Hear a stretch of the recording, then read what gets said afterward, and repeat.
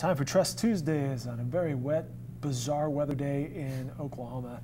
But that really doesn't narrow it down much, does it? No, not really.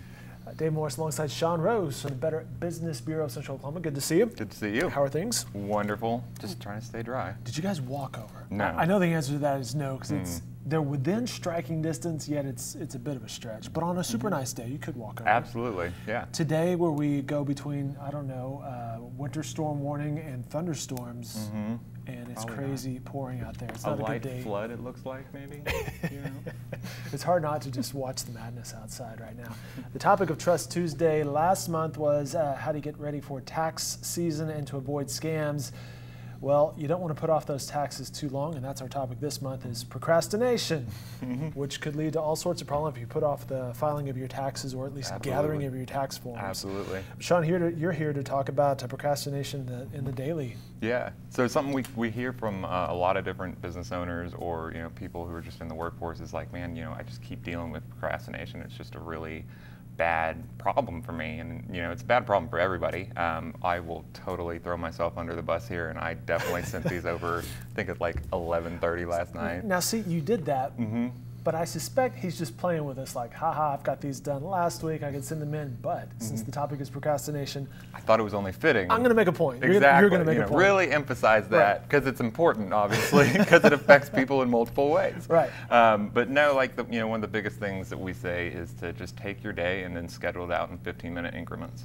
So let's say you have an 8-hour workday. You're one of those people who has an 8-hour workday. You're saying knock it down to 15-minute blocks. Yes, because you're going to take your top 1 or top 3 things you need to get done that day and break up the different steps that it would take to get those done and put one for 15 minutes, another one for 15 minutes. Step 2 is 15 minutes, step 3 is 15 minutes. So that way you have it broken down into manageable things that you can actually see yourself accomplishing stuff. Because once you start accomplishing more, you actually feel like I'm getting stuff done, so it motivates you to complete Build some momentum. Absolutely. Feeling good about yourself. Yep.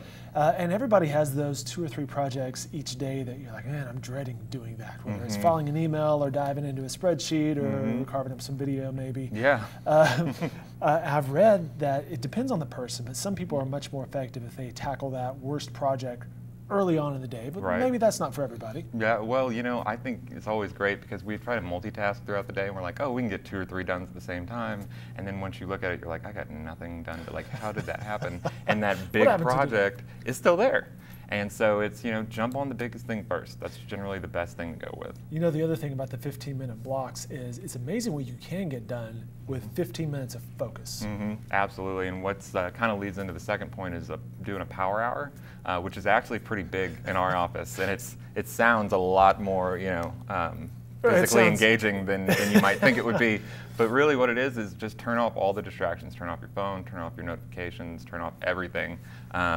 Jackie Hines, who's actually behind the camera right now, is pretty big on it. She's got plastic, laminate covered signs that says "Power Hour," basically leave me alone. Better than me, I just have a huge sign that I hang on my door that says no, and so people can't walk in my office or anything like that. But it's really just eliminate all the distractions, just jump into it and see what you can do. Because we kind of practice this thing. It's called the Pomodoro technique. So where you do 25 minutes just straight hard work, and then 5 minutes break, kind of take a rest, walk around the office for a second, then jump right back into it. And it really helps because there's been scientific studies that show that your brain has a certain attention span, and the best way to do is to pace it out in those kind of increments, so that way you can really get stuff done. Interesting stuff. Sean Rose from the Better Business Bureau here talking about ways to avoid or perhaps combat some procrastination, including setting some SMART goals. Yep, so SMART goals: specific, measurable, achievable, relevant, and time-bound. Nice. Yeah, well done. It's all giant print right there in front of me, just making sure. But you nailed it. Right, so it's really like absolutely make sure that you have these goals in mind. You can use them for tasks, for long-term goals, short-term goals, daily, whatever. So that way you can, again, reinforce saying, oh, I'm getting things done. I can see myself getting things done. I'm accomplishing my goals. And it really kind of helps eliminate procrastination altogether and start building that confidence and momentum that you need. I can see that.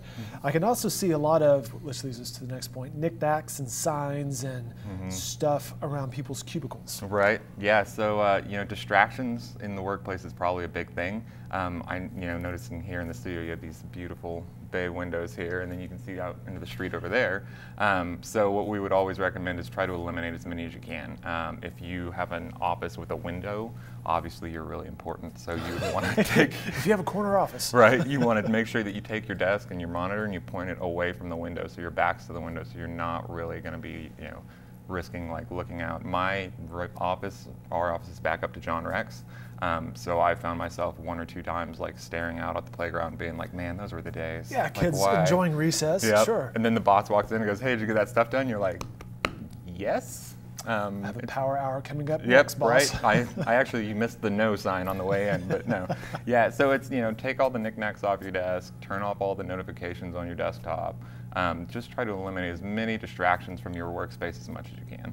And then perhaps find a person like Jackie, an accountability partner. Yes, Jackie's pretty hard about it. Like, she's not gentle, so it kind of depends on your personality. But the best thing you can do really is have somebody who will hold you accountable. And if it's somebody in your same industry, that's great because you can call them and they'll know, the lingo, they'll know the verbiage, so they'll be right there in tandem with you. They can really help hold you and help build yourself to hold yourself accountable, which is always a good thing. Generally, as adults, you would think that we have that. Not a lot of people do. We all have our days. Mine are just the days that end in Y, so that's all right. But have that accountability partner, so that way you can have somebody that will hold you, personally accountable and be like, well, why are you messing around? Like, why aren't you getting this stuff done? So there you have it. Sean Rose dropping the truth here on Trust Tuesday. You can find more information from the Better Business Bureau on their website, bbb.org/Oklahoma City. Sean, Jackie, always good to see you guys. always a pleasure. Thanks for your time. Thank you.